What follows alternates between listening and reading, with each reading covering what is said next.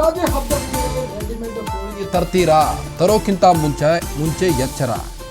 ಇಡ್ಲಿ, ಗೋಬಿ, ಮೆಹಂದಿ ಆಯ್ತು, ಈಗ ಹೋಳಿಗೆ ಸರದಿ. ಹೋಳಿಗೆ ತಯಾರಿಕೆಗೆ ಸಿಂಗಲ್ ಯೂಸ್ ಪ್ಲಾಸ್ಟಿಕ್ ಅನ್ನ ಬಳಕೆ ಮಾಡಲಾಗ್ತಾ ಇದೆ.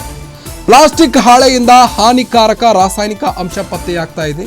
ಇದರಿಂದ ಆರೋಗ್ಯದಲ್ಲೂ ಕೂಡ ಏರ್ಪೇರಾಗುವಂಥ ಸಮಸ್ಯೆಗಳು ಕಾಡ್ತಾ ಇದ್ದಾವೆ.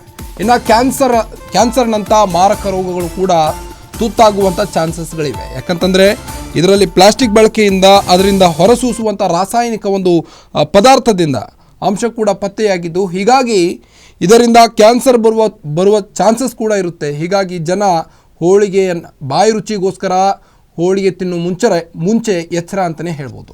ಇಡ್ಲಿ, ಗೋಬಿ, ಮೆಹಂದಿ ಆಯಿತು, ಈಗ ಹೋಳಿಗೆ ಸರದಿ ಅಂತಲೇ ಹೇಳ್ಬೋದು.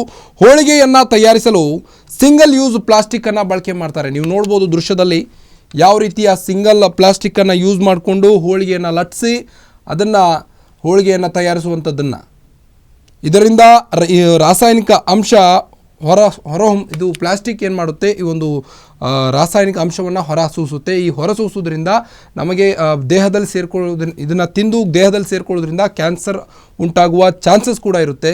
ಹೀಗಾಗಿ ಹೋಳಿಗೆ ತಿನ್ನುವ ಮುಂಚೆ ಎಚ್ಚರ ಅಂತಲೇ ಹೇಳ್ಬೋದು.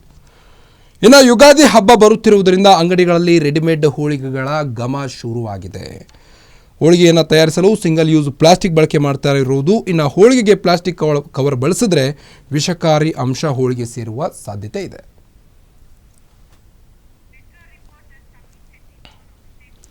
ಬನ್ನಿ, ಈ ಬಗ್ಗೆ ಇನ್ನಷ್ಟು ಅಪ್ಡೇಟ್ಸ್ ಕೊಡ್ತಾ ಹೋಗ್ತಾರೆ ಮೆಟ್ರೋ ರಿಪೋರ್ಟರ್ ಶಮಿ ಶೆಟ್ಟಿ.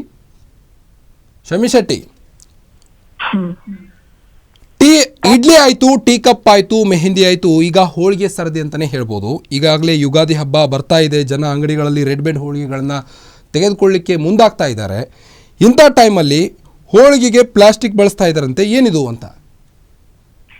ಕಾರ್ತಿಕ್, ಈ ಹಿಂದೆ ಇಡ್ಲಿ, ಟೀ ಕಪ್ ಮತ್ತೆ ಮೆಹಂದಿ ವಿಚಾರದಲ್ಲಿ ಆರೋಗ್ಯ ಇಲಾಖೆ ಸಾಕಷ್ಟು ಕ್ರಮಗಳನ್ನ ಜರುಗಿಸಿತ್ತು. ಯಾಕಂತಂದ್ರೆ ಇಡ್ಲಿ ಮತ್ತೆ ಟೀ ಕಪ್ ನಿಂದ ಪ್ಲಾಸ್ಟಿಕ್ ಬಳಕೆ ಮಾಡ್ತಾ ಇರೋದ್ರಿಂದ ಆರೋಗ್ಯಕ್ಕೆ ಹಾನಿಕರ ಆಗಿರುವಂತಹ ರಾಸಾಯನಿಕ ಅಂಶ ಮನುಷ್ಯರ ದೇಹವನ್ನ ತಲುಪ್ತಾ ಇದೆ. ಇದರಿಂದ ಮನುಷ್ಯರ ಆರೋಗ್ಯದಲ್ಲಿ ಏರುಪೇರು ಕಂಡು ಬರ್ತಾ ಇದೆ.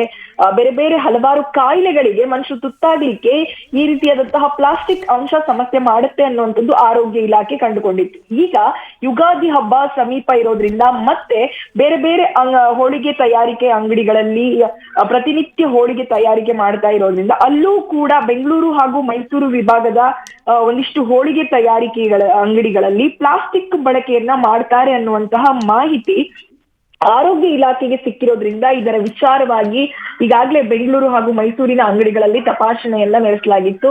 ಈ ಬಗ್ಗೆ ಹೋಳಿಗೆಯನ್ನ ತಯಾರಿಸಲು ಸಿಂಗಲ್ ಯೂಸ್ ಪ್ಲಾಸ್ಟಿಕ್ ಅನ್ನ ಬಳಕೆ ಮಾಡ್ತಾರೆ. ಇದರಿಂದ ಸಾಕಷ್ಟು ವಿಷಕಾರಿ ಅಂಶಗಳು ಹೋಳಿಗೆಯನ್ನ ಸೇರುತ್ತೆ. ಇದರಿಂದ ಅದು ಮನುಷ್ಯನ ದೇಹವನ್ನ ಸೇರುತ್ತೆ. ಆ ಕಾರಣದಿಂದ ಹೋಳಿಗೆ ತಿನ್ನೋದ್ರಿಂದ ಪ್ಲಾಸ್ಟಿಕ್ ಅಂಶ ಮನುಷ್ಯನ ದೇಹ ಸೇರಿ ಇದರಿಂದ ಸಾಕಷ್ಟು ಸಮಸ್ಯೆಗಳು, ಆರೋಗ್ಯ ಸಮಸ್ಯೆಗಳು ಕಂಡು ಬರ್ಬೋದು ಮತ್ತು ವಿಷಕಾರಿ ಅಂಶಗಳು ಮನುಷ್ಯನ ದೇಹ ತಲುಪಬಹುದು ಅನ್ನುವಂತಹ ನಿಟ್ಟಿನಲ್ಲಿ ಆರೋಗ್ಯ ಇಲಾಖೆ ಒಂದಿಷ್ಟು ಹೋಳಿಗೆ ಮತ್ತು ಅಂಗಡಿಗಳಲ್ಲಿ ಬೆಂಗಳೂರು ಮತ್ತು ಮೈಸೂರು ವಿಭಾಗದ ಹೋಳಿಗೆ ತಯಾರಿಕೆ ಅಂಗಡಿಗಳನ್ನ ಸಾಕಷ್ಟು ಜಪ್ತಿಯನ್ನ ಮಾಡುವಂತದ್ದು ಅಥವಾ ಕ್ರಮಗಳನ್ನು ಜರುಗಿಸುವಂತಹ ಕೆಲಸವನ್ನ ಈಗಾಗಲೇ ಕೈಗೊಳ್ಳುವಂತಹ ಕೆಲಸ ಆರೋಗ್ಯ ಇಲಾಖೆ ಮಾಡ್ತಾ ಇದೆ. ಕಾರ್ತಿಕ್, ಓಕೆ, ಥ್ಯಾಂಕ್ ಯು ತಮ್ಮೆಲ್ಲ ಮಾಹಿತಿಗಾಗಿ ಶಮಿ ಶೆಟ್ಟಿ.